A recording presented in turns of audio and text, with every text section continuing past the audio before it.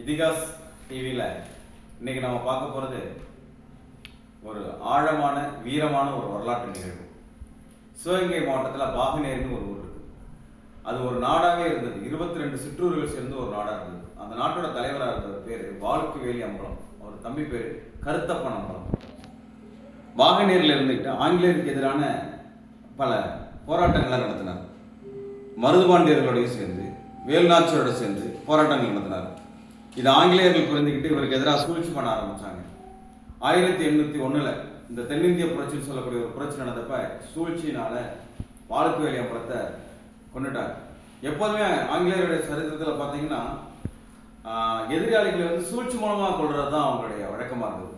இன்னைக்கும் வாழ்க்குவேலி அம்பலத்துக்கு நினைவு சின்னம் எழுப்பப்பட்டிருக்கிறது. வாழ்க்குவேலி அம்பலம் பலிதானனால தான் மக்கள் பொங்கலாக கொண்டாடுறாங்க. அடுத்த வீடியோவில் சந்திப்போம்.